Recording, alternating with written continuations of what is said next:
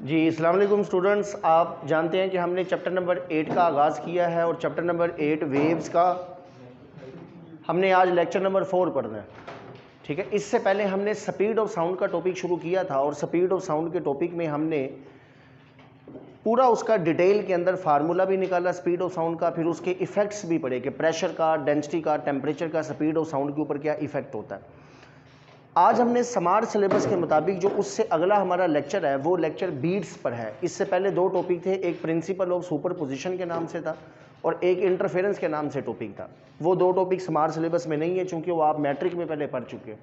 आप इंटरफेरेंस भी सीख चुके हो, इंटरफेरेंस क्या होती है, तो प्रिंसिपल ऑफ सुपरपोजिशन भी कुछ हाउ ना हो आपने ली है मैट्रिक में। ये जो बीट्स का टॉपिक है ना, ये मैट्रिक में शामिल नहीं है, ये प्योर एफएससी का टॉपिक है, इसलिए उसने यहाँ पर इसको शामिल किया होगा। बीट्स होते क्या हैं, देखो पहले इसको हम डिफाइन करते हैं, इसको ज़रा थोड़ा सा समझते हैं। बीट्स क्या होते हैं? बीट्स होते हैं आपके पास ऐसी दो वेव्स जिनकी फ्रीक्वेंसी में हल्का सा फर्क हो। देखिए प्रिंसिपल ऑफ सुपरपोजिशन पता क्या होता है? सुपरपोजिशन का मतलब होता है एक से ज़्यादा वेव्स का आपस में मिलना, वेव्स का एक दूसरे से सुपर इम्पोज होना, एक दूसरे के साथ इकट्ठे होना, वेव्स का आपस में मिल जाना, इसे कहते हैं सुपरपोजिशन, वेव्स का मिलना। ऐसी दो वेव्स आपस में मिले, ऐसी दो वेव्स आपस में मिले, principle of superposition single wave पर नहीं होता, ये कम से कम दो वेव्स पर होता है, ये इससे ज़्यादा जितनी मर्जी हो। ऐसी दो वेव्स आपस में मिले, सुपर इम्पोज करें, जिनकी फ्रीक्वेंसी में मामूली फ़र्क है। याद रखना ये स्लाइटली का लफ्ज़ लिखना ज़रूरी है, खाली डिफरेंस नहीं लिख सकते, स्लाइटली लिखना पड़ेगा, क्योंकि अगर फ्रीक्वेंसी में फ़र्क ज़्यादा हो गया ना तो फिर बीट्स का फिनोमेना नहीं होगा। या आपको मैं बताऊंगा कि फ्रीक्वेंसी में फ़र्क ज़्यादा होने से होता क्या। तो सुपरपोजिशन ऑफ टू वेव्स, ऐसी दो वेव्स आपस में मिले, सुपर इम्पोज का मतलब मिलना, आपस में कनेक्ट होना। The superposition of two waves having slightly different frequency, जिनकी फ्रीक्वेंसी में मामूली सा फ़र्क है, मसलन कितना, 2 का, 4 का, 5 का, 6 का, ये नहीं कि सैकड़ों में फ़र्क हो, कि जब 50, 30, 40, 50, 60, 70 इस तरह से फ़र्क हो, ये बड़ा फ़र्क है, इस पर नहीं होगा। ऐसी दो वेव्स आपस में मिलें, सुपर इम्पोज करें, जिनकी फ्रीक्वेंसी में मामूली फ़र्क है, स्लाइटली डिफरेंट फ्रीक्वेंसी, और वो दोनों वेव्स सेम डायरेक्शन में जा रही हैं। इस फिनोमेने को हम, ऐसी वेव्स के मिलने से जो प्रोसेस होगा, जो फिनोमेना होगा, उस फिनोमेने को फिजिक्स में कहते हैं बीट्स। तो अब ज़रा प्रॉपर डेफिनेशन की वर्डिंग बनाओ। The superposition of two waves having slightly different frequency, जिनकी फ्रीक्वेंसी में हल्का सा फर्क है, 2-4 का, and moving in same direction, और वो सेम डायरेक्शन में जा रही हैं, then the phenomena is called, तो इन वेव्स के सुपरपोजिशन से, इनके मिलने से जो फिनोमेना बनेगा उसको हम फिजिक्स में बीट्स कहते हैं। दिस इज कॉल्ड बीट, ये बीट होता है। ठीक है, चले ज़रा इसकी एक्सप्लेनेशन की तरफ चलते हैं। देखो बच्चों, किसी भी फ्रीक्वेंसी की साउंड प्रोड्यूस करने के लिए ना हमारे पास जो सोर्स है ना वो ट्यूनिंग फोर्क होता है। फ़र्ज़ करें कि ये मेरे पास एक ट्यूनिंग फोर्क है ए, इसकी फ्रीक्वेंसी है 32 हर्ट्ज़, 32 फ्रीक्वेंसी है इसकी। जब आप इस ट्यूनिंग फोर्क को रबर पैड पर मारोगे ना, ये इसके प्रोंग होते हैं, इसको कहते हैं प्रोंग, ये जो यू शेप बनी होती है ना, दिस इज़ कॉल्ड प्रोंग, ये इसके प्रोंग कहलाते हैं। जब आप इस ट्यूनिंग फोर्क को पकड़ोगे, इसे रबर पैड पर मारोगे ऐसे, इसके प्रोंग वाइब्रेट करेंगे। 1 सेकंड में जितनी दफ़ा वाइब्रेट करेंगे ना, उसी फ्रीक्वेंसी की आवाज़ पैदा होगी। अगर ये प्रोंग 1 सेकंड में 32 दफ़ा हिलेंगे, ये 1 सेकंड में 32 दफ़ा हिलेंगे, तो ये पता क्या करेंगे, हर दफ़ा जब ये प्रोंग हिलता है ना, ये हवा के पार्टिकल पर ऐसे प्रेशर लगाता है, हवा के पार्टिकल को दबाता है, कंप्रेशन बनेगा, वो कंप्रेशन अगले पार्टिकल में ट्रांसफ़र होगा, उसको दबाएगा, कंप्रेशन आगे जाएगा, फिर आगे जाएगा, वही कंप्रेशन चलता चलता आपके कानों तक आएगा और आपके कानों के पर्दे हिलेंगे। अगर इस ट्यूनिंग फोर्क की फ्रीक्वेंसी 32 है ना, 32 फ्रीक्वेंसी का मतलब होता है नंबर ऑफ वेव्स पर सेकंड, नंबर ऑफ वाइब्रेशंस पर सेकंड। दुनिया का कोई काम जो 1 सेकंड में होता है वो फ्रीक्वेंसी। अब इस ट्यूनिंग फोर्क की फ्रीक्वेंसी 32 है, जब मैं इसे रबर पैड पर मारूंगा तो इसके प्रोंग वाइब्रेट करेंगे 32 दफ़ा 1 सेकंड में। 32 दफ़ा हिलने का मतलब क्या है, प्रोंग एक दफ़ा हिला, एक साउंड वेव्स पैदा हुई, कंप्रेशन, फिर हिला, दूसरा कंप्रेशन, फिर हिला, तीसरा। ये प्रोंग जब भी हवा पर प्रेशर लगाएगा ना, एक कंप्रेशन बनेगा। आप जानते हैं ना, साउंड वेव से कंप्रेशनल वेव होती हैं। ये कंप्रेशन जब एक बनता है ना, वो कंप्रेशन फिर अगले पार्टिकल पर फोर्स लगाता, कंप्रेशन आगे बनता है, वो कंप्रेशन अगले पार्टिकल पर फोर्स लगाएगा, कंप्रेशन आगे बनेगा, ये कंप्रेशन चलते चलते चलते आपके कानों तक आएगा। अब 1 सेकंड में कितने कंप्रेशंस पैदा हुए हैं? 32। आपके कानों पर 1 सेकंड पर आकर ना 32 हवा के दबाव टकराएंगे, आपका पर्दा 1 सेकंड में 32 दफ़ा हिलेगा। जब आपके कानों का पर्दा 1 सेकंड में 32 दफ़ा हिलेगा तो आपका दिमाग उस साउंड को सेंसिटाइज करेगा 32 के हिसाब से। This sound is known as 30 which has frequency 32 hertz. तो बच्चों ए वाला ट्यूनिंग फोर्क है, इसे रबर पैड पर मारा, मैंने इसकी आवाज़ को सुना, एक प्योर फ्रीक्वेंसी की आवाज़ निकली, एक सिंगल फ्रीक्वेंसी की आवाज़ निकली, एक प्योर नोट निकला। नोट, नोट मतलब साउंड। मैंने इस ए को रख दिया, बी वाले ट्यूनिंग फोर्क को पकड़ा। जब मैं बी वाले ट्यूनिंग फोर्क को पकड़ूंगा, उसे भी रबर पैड पर मारूंगा, उसकी आवाज़ भी जब मैं सुनूंगा तो आवाज़ बिल्कुल वैसी होगी जैसे ए की है, क्योंकि इसकी फ्रीक्वेंसी भी 32 है। जो इसकी फ्रीक्वेंसी भी 32 हर्ट्ज है ना, तो 32 हर्ट्ज की साउंड ए वाले से भी सुनाई दी मुझे। फिर मैंने बी वाले ट्यूनिंग फोर्क को रबर पैड पर मारा, कानों के करीब रखा, तो इसकी आवाज़ भी मुझे 32 वाली है, सेम आवाज़ है, क्योंकि दोनों की फ्रीक्वेंसी सेम है। दोनों से प्योर नोट्स निकलेंगी, प्योर फ्रीक्वेंसी से सिंगल फ्रीक्वेंसी की आवाज़ सुनाई देगी। फिर आप एक काम करो, आप दोनों ट्यूनिंग फोर्क को पकड़ो अपने दोनों हाथों में और दोनों को एक साथ रबर पैड पर मारो और अपने सामने रखो। चूंकि दोनों की फ्रीक्वेंसी सेम है, दोनों से जो साउंड निकलेगी वो साउंड आपस में ऐसे सुपर इम्पोज होके ना एक सिंगल आवाज़ आपके कानों पर आएगी। यानी वो एक ऐसी आवाज़ आएगी, उस आवाज़ में से डिफरेंस करना कि ए वाले की आवाज़ कौन सी है, बी वाले की आवाज़ कौन सी है, ये पॉसिबल नहीं है।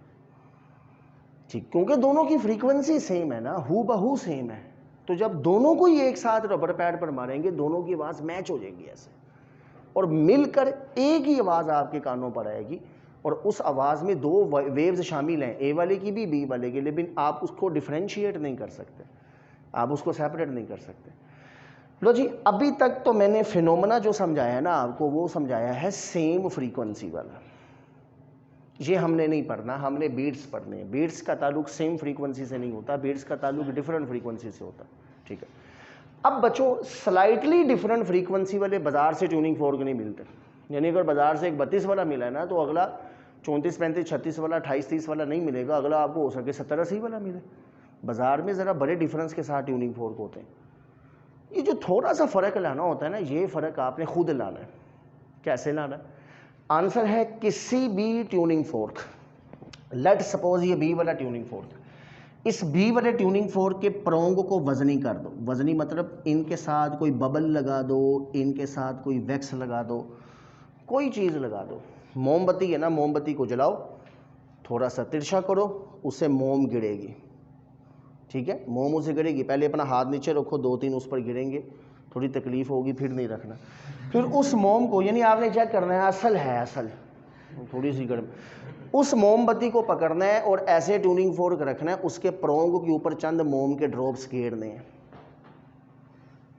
या फिर बबल खा के 2-4 दिन पहले अच्छी तरह फ्रेश अप लो, 4 दिन खाई जो चीनी डाल के जो भी, 4 दिन बाद जाके आपने उस बबल को इस ट्यूनिंग फोर्क के प्रोंग के साथ चिपका देना है।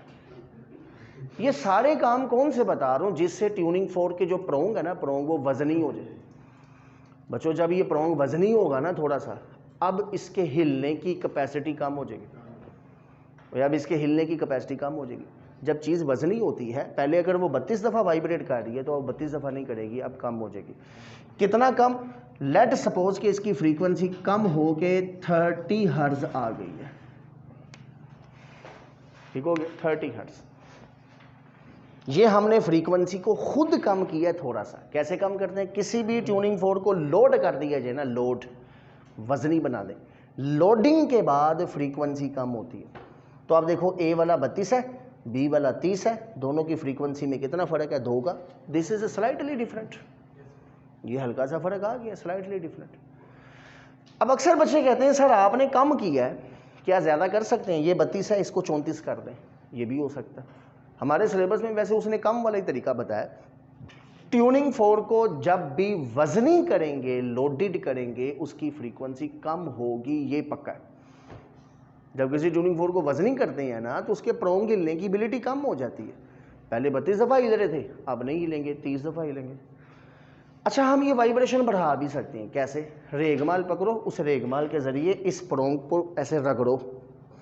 जब रेगमाल से रगड़ी जाओगे ना तो प्रोंग पतले हो जाएंगे। जब प्रोंग पतले हो जाएंगे तो उनकी वाइब्रेट करने की एबिलिटी बढ़ जाएगी ज़्यादा। जब एक चीज़ हल्की होगी तो ज़्यादा वाइब्रेट करेगी, वजनी होगी तो कम करेगी। इस प्रोसेस को कहते हैं फाइलिंग। फाइलिंग फाइलिंग दी ट्यूनिंग फोर्क फ्रीक्वेंसी इंक्रीज करता है। अगर ट्यूनिंग फोर्क की फाइलिंग की जाए, फाइलिंग रगड़ के उसे पतला बनाया जाए तो फ्रीक्वेंसी इंक्रीज होती है। लोड करने से फ्रीक्वेंसी क्या होती है? डिक्रीज होती है। ठीक है, लो बच्चों, अब हम कौन सा सीन पा रहे हैं? दोनों ऑप्शंस हैं, लेकिन हम अपनी किताब वाले ही करते हैं लोडिंग वाला। हमने ट्यूनिंग फोर्क को, एक ट्यूनिंग फोर्क को थोड़ा सा लोडेड कर दिया, वैक्स लगा के, प्लास्टिसिन लगा के, बबल लगा के, किसी भी तरीके से उसकी फ्रीक्वेंसी कम होगी। और कितनी कम? फर्ज करो 2 कम होगी। अब एक ट्यूनिंग फोर्क 32 वाला है, दूसरा ट्यूनिंग फोर्क 30 वाला है। अब इन दोनों को रबर पैड पर मारोगे, सामने रखोगे, अब आवाज़ एक नहीं रहेगी। अब आवाज़ में ऊंच नीच आना शुरू हो जाएगी। ऊंच नीच, ये जो आवाज़ में ऊंच नीच आना शुरू होती है ना, इसको फिजिक्स में कहते हैं बीट्स। तो ये आपसे कहे कि बीट्स हम कैसे सुनेंगे, हमें कैसे पता चला ये बीट्स है? जब कभी 2 आवाज़ें आपस में मिले और उनके मिलने से आवाज़ ऊंची नीची होना शुरू होती है। ये जो आवाज़ ऊंची नीची होती है ना, इस फिनोमेने को हम फिजिक्स में बीट्स कहते हैं। साउंड वेव्स की इंटेंसिटी का बढ़ना कम होना, बढ़ना कम होना, बढ़ना कम होना, दिस इज कॉल्ड बीट्स। ये बीट्स की निशानी होती है। बीट्स जो होता है ना, 2 डिफरेंट फ्रीक्वेंसीज होती हैं, जब वो मिलती हैं ना तो उनके मिलने से आवाज़ें ऊंची नीची हो जाती हैं। फिर तो इससे हमें पता चलता है प्रैक्टिकली कि ये बीट्स है। ज़रा इसके डायग्राम्स पर आ जाएं। पहले ज़रा इसको समझ लो, फिर मैं इसके बनाने का तरीका भी एक दफ़ा आपको सिखा दूंगा कि ये बनानी कैसे है। ये मेरे पास ए वाला ट्यूनिंग फोर्क है, ये मेरे पास बी वाला ट्यूनिंग फोर्क है। ठीक है बच्चों, दोनों की फ्रीक्वेंसी में हल्का सा फ़र्क है। ठीक है जी, मामूली सा फ़र्क है।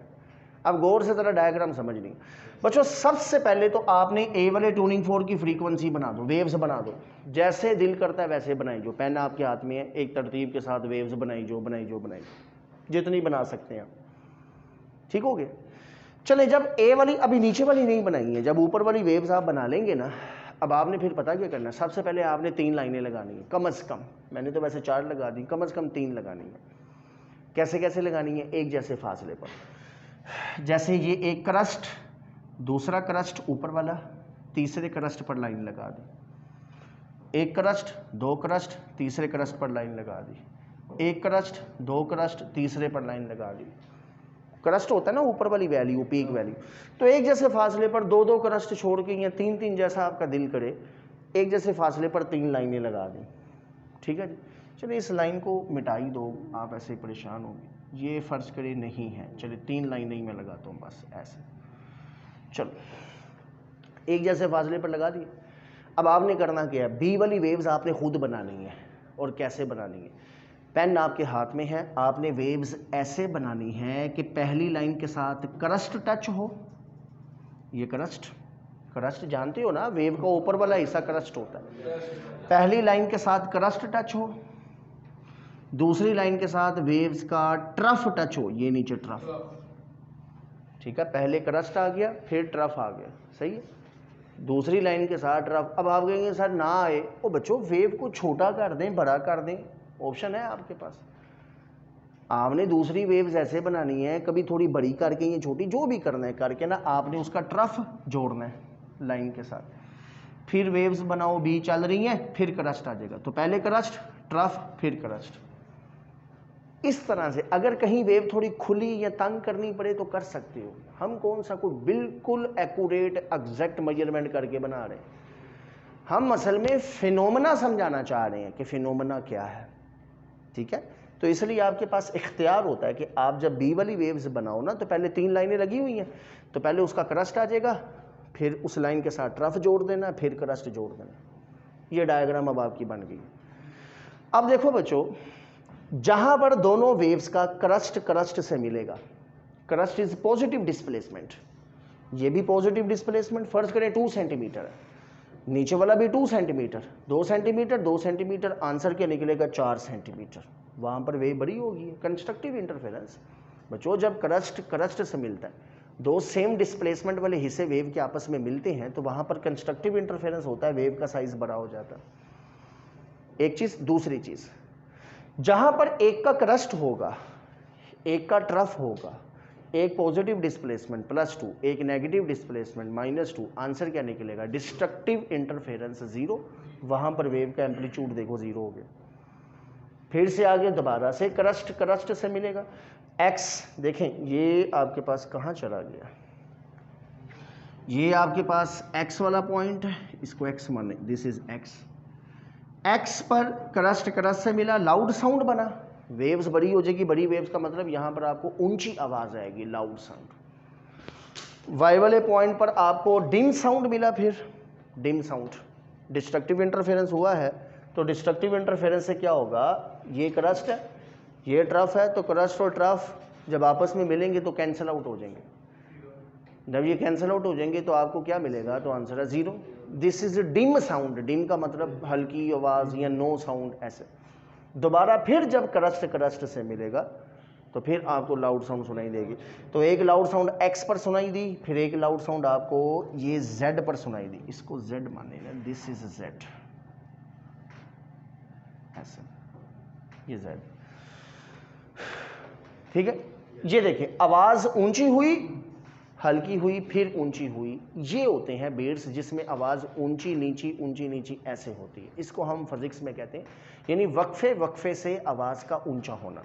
पहले एक लाउड साउंड मिली x पर, फिर उसके बाद थोड़े वक्फे के बाद फिर लाउड साउंड मिली z पर। ये जो आपको वक्फे से लाउड साउंड मिलती है ना, इसको फिजिक्स में हम कहते हैं बीट्स, ठीक है। तो बीट्स का फिनोमेना, बीट्स को अगर एक लाइन में डिफाइन करना हो तो क्या है?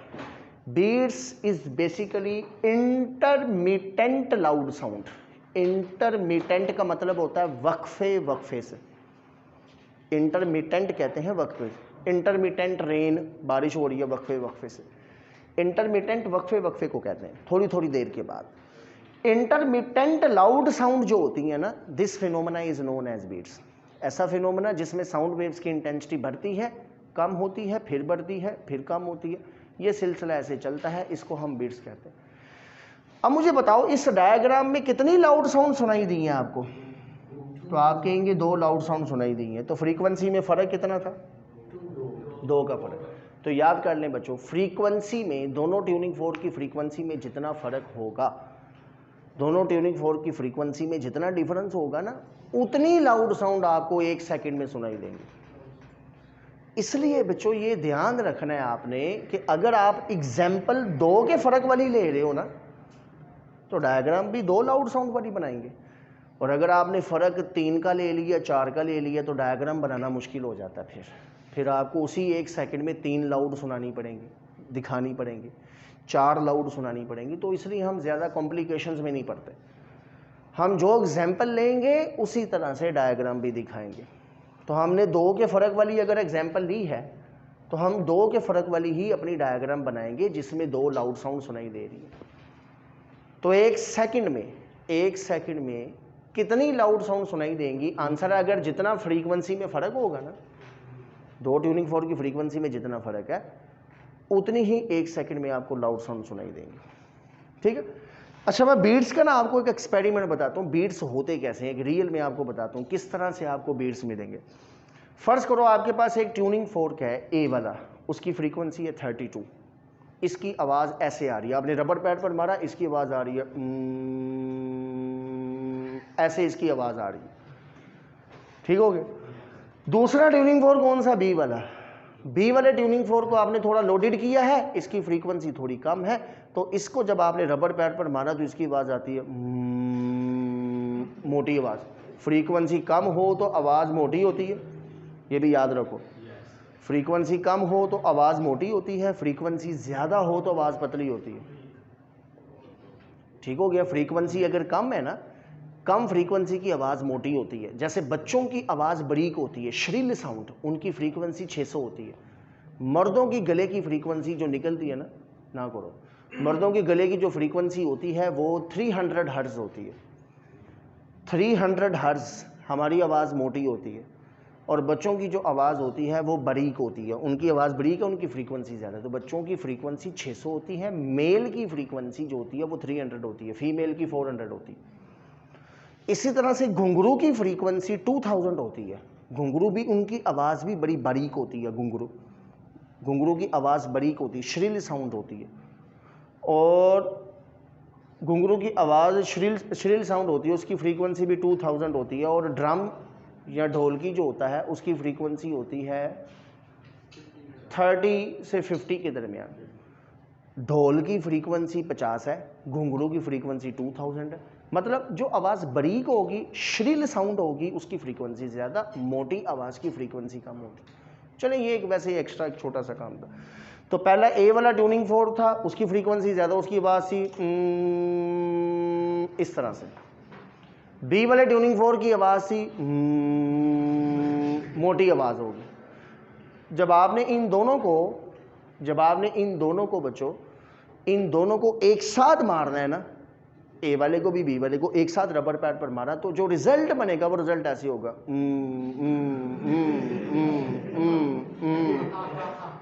आवाज़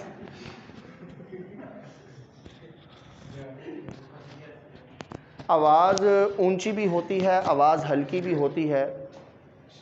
तो बच्चों, ये जो इंटरमिटेंट लाउड साउंड होती है ना, इंटरमिटेंट लाउड साउंड, आवाज़ का ऊंचा होना, आवाज़ का हल्का होना, ये जैसे एम्बुलेंस नहीं होती, एम्बुलेंस को बीट्स नहीं कह सकते, वो तो एक साउंड होता है जो बनाया होता है। बीट्स ऐसे ही होता है, जस्ट लाइक एम्बुलेंस की आवाज़, जैसे आवाज़ ऊंची होगी फिर हल्की होगी। फिर याद रखना, हम दो लाउड साउंड कब कहेंगे, ये दो लाउड साउंड है।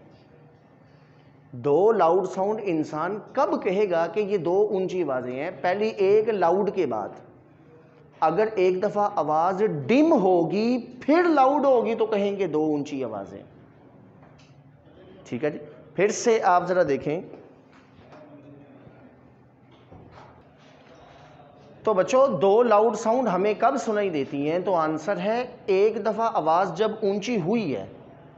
अगर आवाज़ ऊंची ही रहे तो आप तो एक ही लाउड कहोगे उसे, लेकिन एक दफ़ा आवाज़ ऊंची हुई है, हल्की होने के बाद फिर जब ऊंची होगी तो उसका नंबर दूसरा होगा, फिर हम कहेंगे दो लाउड हैं। इसलिए हमेशा याद रखना, बीट्स में हर दो लाउड के बाद एक आवाज़ डिम होती है। आवाज़ मध्यम होगी तो कहेंगे दो लाउड है ना।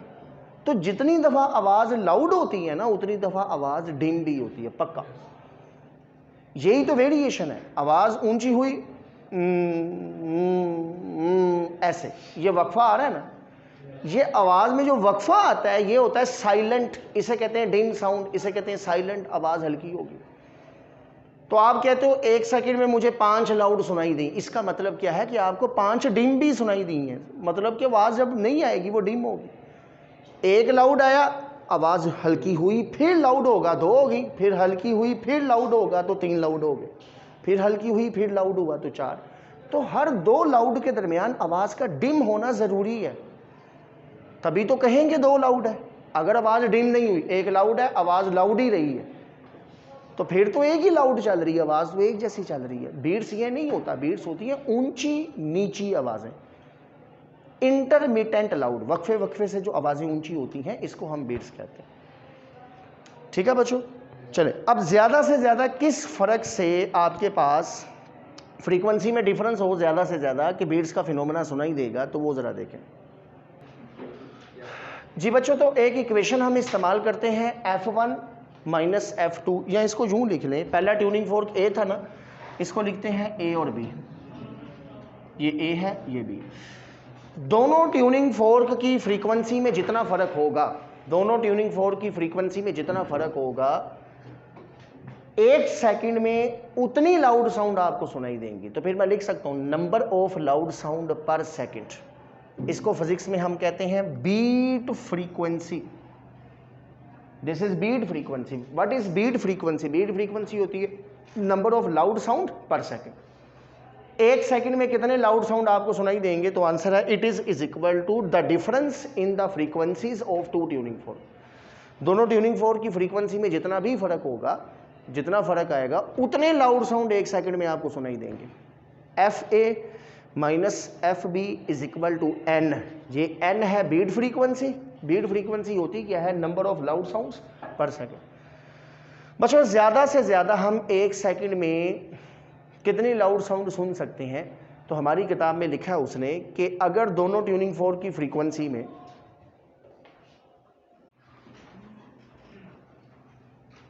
तो मैक्सिमम 10 हर्ट्ज का फ्रीक्वेंसी में फ़र्क होगा तो बीट्स का फिनोमेना ऑब्जर्व हो सकता है। अगर 10 से ज़्यादा फ्रीक्वेंसी में फ़र्क हो तो हम बीट्स के फिनोमेने को नहीं सुन सकते। तो हमारी बुक में उसने लिखा है कि बीट्स अगर दोनों ट्यूनिंग फोर्क की फ्रीक्वेंसी में डिफरेंस मैक्सिमम 10 हर्ट्ज हो जाए तो फिर आप ऊंची नीची आवाज़ें सुन सकते हो, उसके बाद नहीं। उसके बाद क्यों नहीं सुन सकते? तो आंसर है जब 10 हर्ट्ज से फ्रीक्वेंसी का फ़र्क बढ़ता है ना, वैसे तो 10 हर्ट्ज का मतलब पता क्या है? एक सेकंड में 10 लाउड साउंड। बच्चों जितना फ्रीक्वेंसी में फ़र्क होगा उतनी एक सेकंड में लाउड साउंड सुनाई देंगी। तो एक सेकंड में 10 दफ़ा ऊंची आवाज़ों का मतलब है 10 दफ़ा डिम साउंड भी, क्योंकि आवाज़ ऊंची होने के बाद नीची होगी फिर ऊंची होगी तो आप सुनोगे ना 2 लाउड साउंड। तो ये भी एक बड़ा इम्पॉसिबल काम है बच्चों, ये वाला भी, कि एक सेकंड में कोई इंसान 10 दफ़ा लाउड साउंड सुन सके। लाउड आवाज़ ऊंची हो फिर हल्की हो के फिर ऊंची हो, हल्की हो के फिर ऊंची हो, हल्की हो के फिर ऊंची हो, 10 दफ़ा सुन ले एक सेकंड में। ये कुछ जापानी कान होगा जो ये काम सुनेगा।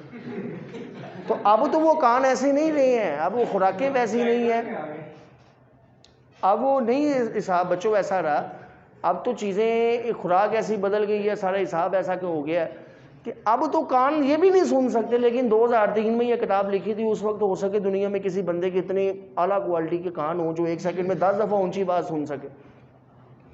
अब तो ये भी एक किस्म का इम्पॉसिबल है। मुझे ऐसा लगता है जब ये कोर्स चेंज होगा तो ज़रूर इधर 10 की बजाय 5 आ गया होगा कि मैक्सिमम इंसान एक सेकंड में 5 दफ़ा सुन सकता है। लेकिन अभी आपने अपनी टेक्स्ट बुक को फॉलो करना है। तो बीट्स का फिनोमेना कब तक ऑब्जर्वेबल होता है? आंसर है जब मैक्सिमम फ़र्क 10 का हो तो हम बीट सुन सकते हैं, उससे आगे नहीं। क्योंकि जब उससे आगे 11, 12, 13, 14, 15 के फ़र्क पर जाओगे तो एक सेकंड में 15 दफ़ा लाउड साउंड सुनना ये इंसानी कान की बात नहीं है। इतनी तेज़ी से होगा कि हमें पता ही नहीं चलेगा कि लाउड साउंड हुए हैं कि नहीं। देखो ना, हम कहते हैं ना एक सेकंड में 50 दफ़ा लाइट ऑन ऑफ होती है। क्या हमारी आंख ने कभी देखा है कि लाइट बंद हुई है, चली है एक सेकंड में 50 दफ़ा? आंसर है इतनी तेज़ी से होता है कि हमें पता ही नहीं चलता। देखो ना, हमारी आंखों का एक रिटेंशन पीरियड होता है, आइज़ का भी होता है और ईयर्स का भी होता है। रिटेंशन पीरियड ये 0.1 सेकेंड होता है, 0.1 सेकेंड। इसको कहते हैं रिटेंशन पीरियड। ये वैसे एक इन्फॉर्मेशन दे रहा हूँ, किताब में नहीं है, एक इन्फॉर्मेटिव पॉइंट है। रिटेंशन पीरियड पता क्या होता है? हम किसी आवाज़ को सुने ना, वो हमारे कानों में वो आवाज़ 0.1 सेकंड तक गूंजती है। अगर 0.1 सेकंड के अंदर अंदर दूसरी आवाज़ आ जाए ना, एक आवाज़ आई अभी वो 0.1 सेकंड तक कान के अंदर है, उतनी देर में दूसरी भी आ गई है ना, तो हमारा कान उसे एक ही साउंड सुनेगा, उसे पता ही नहीं चलेगा दूसरी आई है। एक आवाज़ आए 0.1 सेकंड के बाद फिर दूसरी आए तो हमारा कान कहेगा ये दूसरी आवाज़ है। सेम ऐसे आंखों में एक रोशनी जाती है ना, वो रोशनी 0.1 सेकंड तक आंखों में घूमती रहती है। अब 0.1 एक सेकंड में कितने 0.1 होंगे? तो आंसर है एक सेकंड में 10 0.1 होंगे। और 0.1, 0.2, 0.3, 0. ये 10 ही होंगे। तो इसका मतलब एक सेकंड में 10 दफ़ा ही हम देख सकते हैं कोई लाइट ऑन ऑफ हो या कोई आवाज़ ऊंची नीची हो। ऐसे ही है ना। तो बच्चों अगर 50 दफ़ा कोई काम होगा तो वो हमारी आंख उसे जज ही नहीं कर सकती। लाइट थी अभी आंख में बंद होगी, उतनी देर में 0.1 सेकंड के अंदर अंदर दूसरी फिर लाइट आ गई तो हमारी आंख कहेगी ये तो चल ही रही है। एक रोशनी आई आंख में, वो 0.1 सेकंड तक आंख में ही है। उस 0.1 सेकंड के अंदर अंदर अगर दूसरी लाइट आ गई तो हमारी आंख कहेगी ये तो लाइट चल रही है, ये तो बंद ही नहीं हुई। क्योंकि पहली वेव अभी आंख के अंदर ही थी, उतनी देर में दूसरी वेव भी आ गई है। हाँ, अगर 0.1 सेकंड का फ़र्क पड़ जाए उसके बाद आए तो फिर हमारी आंख कहेगी हाँ एक रोशनी आई थी, रुकने के बाद फिर एक और रोशनी आई है। ये हिसाब कानों का होता है, ये हिसाब आंखों का होता है। ये कुदरत का निज़ाम है कि इंसान एक लिमिट तक चीज़ों को ऑब्जर्व कर सकता है। उसके ऊपर हमें सेंस इतनी तेज़ नहीं दी गई है कि हम ऑब्जर्व कर सकें। जैसे हमारे कानों के पर्दे 20,000 से ऊपर की आवाज़ नहीं सुन सकते। हमारे कानों के पर्दा हिल ही नहीं सकता, वो ज़्यादा से ज़्यादा हिल सकता है एक सेकंड में 20,000 दफ़ा। 21,000 दफ़ा नहीं हिल सकता। चूहों का, बिल्लियों का 21,000 दफ़ा हिल सकता है, 22,000, 23,000। तो हर जानदार की अपनी अपनी एक फ्रीक्वेंसी है सुनने की। तो मैक्सिमम 10 हर्ट्ज़ का फ़र्क होगा तो बीट्स का फिनोमेना ऑब्जर्वेबल है। अगर 10 से ऊपर जाएगा तो बीट्स होंगे, हम सुन नहीं सकते, हमें सुनाई नहीं देंगे। यूज़, बीट्स को कहाँ यूज़ करते हैं? बीट्स के फिनोमेने को यूज़ किया जाता है म्यूज़िकल इंस्ट्रूमेंट जो तारों वाले होते हैं ना, पियानो, गिटार, इनको ट्यून करने के लिए। ट्यूनिंग का मतलब होता है फ्रीक्वेंसी बराबर करना। जैसे आपके पास एक इंस्ट्रूमेंट है, ये म्यूज़िकल ए, दूसरा म्यूज़िकल इंस्ट्रूमेंट है बी। आप चाहते हैं कि आपके इस ट्यूनिंग, इस म्यूज़िकल इंस्ट्रूमेंट की फ्रीक्वेंसी ए वाले के बराबर हो जाए, ऐसा। तो ये जो म्यूज़िकल इंस्ट्रूमेंट है ना, पियानो, गिटार, जिनमें तारें होती हैं, तारें, स्ट्रिंग, इनमें तारें बांधी होती हैं ऐसे, यहाँ पर नट बोल्ट लगे होते हैं, यूँ समझ लें। इन नट को टाइट लूज़ करके ना, इन तारों को कभी टाइट किया जाता है, कभी लूज़ किया जाता है। तो म्यूज़िकल इंस्ट्रूमेंट की जो फ्रीक्वेंसी होती है ना, वो एडजस्ट कैसे होती है? तो आंसर है तार को टाइट या लूज़ करके। कभी पियानो, गिटार के तार को ये नट घुमान के, ऐसे नट को घुमाते हैं, कभी तार ढीली छोड़ते हैं, कभी टाइट करते हैं, इस तरह से फ्रीक्वेंसी एडजस्ट होती है। अच्छा, आपने अपने इस इंस्ट्रूमेंट की फ्रीक्वेंसी को चेंज करना है बाय टाइटनिंग और लूजनिंग द वायर। ये जो तार होती है, इस तार को टाइट या लूज करके जो भी करना है, फ्रीक्वेंसी बदलते जाओ, बदलते जाओ। दोनों इंस्ट्रूमेंट को बजाते भी जाओ साथ साथ। जब तक बच्चों, जब दोनों इंस्ट्रूमेंट की फ्रीक्वेंसी में थोड़ा थोड़ा फर्क होगा, ये कोई इतना ज़्यादा फर्क नहीं होता, फर्क थोड़ा ही होता है, तो आपने ज़रा थोड़े से फ़र्क को भी ख़त्म करना है। जब तक दोनों की फ्रीक्वेंसी में थोड़ा थोड़ा फ़र्क है, बीट्स का फिनोमेना होगा, ऊंची नीची आवाज़ें आएंगी। जब दोनों को बजाएंगे, जैसे इसकी फ्रीक्वेंसी 200 है, इसकी फ्रीक्वेंसी 197, 194 है, 95, थोड़ा फ़र्क है। तो जब इन दोनों को बजाएंगे हम, तो ऊंची नीची आवाज़ें आएंगी, बीट्स होगा। फिर भी आप अपने इंस्ट्रूमेंट की तारें, जितनी तारें होती हैं, उनको टाइट लूज़ करते जाएं, फ्रीक्वेंसी बदलते जाएं। कब तक बदलनी है फ्रीक्वेंसी? आंसर है उस वक्त तक फ्रीक्वेंसी चेंज करते जाओ जब तक बीट्स गायब नहीं हो जाते, जब तक बीट्स ख़त्म नहीं हो जाते। बच्चों, अगर बीट्स ख़त्म हो जाएं, बीट्स वैनिश हो जाएं, बीट्स ज़ीरो हो जाएं, तो इसका मतलब है कि इन दोनों की फ्रीक्वेंसी बिल्कुल बराबर हो गई। ऐसा ही तो होता है। बीट्स का फिनोमेना अगर ख़त्म होगा, वैनिश होगा, गायब हो जाएगा, बीट्स नहीं होंगे, ज़ीरो होंगे, तो इसका मतलब क्या है कि दोनों की फ्रीक्वेंसियाँ बराबर है। फिर से देखो, मेरे पास एक इंस्ट्रूमेंट था, मैं अपने उस इंस्ट्रूमेंट की फ्रीक्वेंसी को, दूसरा एक इंस्ट्रूमेंट है जो कि बड़ा ठीक है, मैं चाहता हूँ कि मेरी फ्रीक्वेंसी इसके बराबर हो जाए। मैंने क्या करना है? मैंने अपने इंस्ट्रूमेंट की तारों को, जो पियानो, गिटार, जो भी इंस्ट्रूमेंट है, उसको टाइट लूज़ करना है, उसकी फ्रीक्वेंसी बदलनी है। फिर से बता दूँ, दोनों में फ्रीक्वेंसी में फ़र्क ज़्यादा नहीं है, कम है। बच्चों, अगर ज़्यादा का फ़र्क हो फिर तो पता ही नहीं चलेगा ना, फिर तो इसकी आवाज़ लहदा, उसकी लहदा में। थोड़ा फ़र्क है, हम कहते हैं ये बिल्कुल बराबर हो जाए। तो हमने दोनों को बजाया, दोनों से आवाज़ें ऊंची नीची हो रही थी, बीट्स का फिनोमेना है। और बीट्स के फिनोमेना होने का मतलब ये भी है कि दोनों करीब करीब है, फ्रीक्वेंसी में फ़र्क थोड़ा ही है। आप अपने इंस्ट्रूमेंट की टाइटनिंग लूजनिंग करते जाओ, तारों को टाइट लूज करते जाएं, एक वक्त ऐसा आएगा जब बीट्स दोनों को इस्तेमाल करोगे, बजाओगे, तो बीट्स नहीं सुनाई देंगे। बीट्स ज़ीरो होते कब है? आंसर है बीट्स ज़ीरो उस वक्त होते हैं जब फ्रीक्वेंसी बिल्कुल बराबर हो जाए, मैच हो जाए, उस वक्त बीट्स वैनिश हो जाएंगे, ख़त्म हो जाएंगे। तो फिर बताओ, इंस्ट्रूमेंट ट्यून कब होता है? इंस्ट्रूमेंट ट्यून उस वक्त होता है जब बीट्स का फिनोमेना ख़त्म हो जाए। बीट्स का फिनोमेना ज़ीरो होने का मतलब ही यही है कि दोनों की फ्रीक्वेंसी बराबर होगी। तो ये इस टॉपिक का आखिरी पैराग्राफ भी है और एक्सरसाइज का गालिबन 8वां शॉर्ट क्वेश्चन है कि हम बीट्स को कहाँ यूज़ करते हैं। तो वहाँ जाकर उस एक्सरसाइज के निशान भी लगा लेना कि ये सवाल भी हो गया। ठीक है, तो बीट्स को हम अपने म्यूज़िकल स्ट्रिंग इंस्ट्रूमेंट को ट्यून करने के लिए यूज़ करते हैं। ठीक हो गया बच्चों? लो भी, फिर मिलते हैं अगले लेक्चर में। अल्लाह हाफिज़।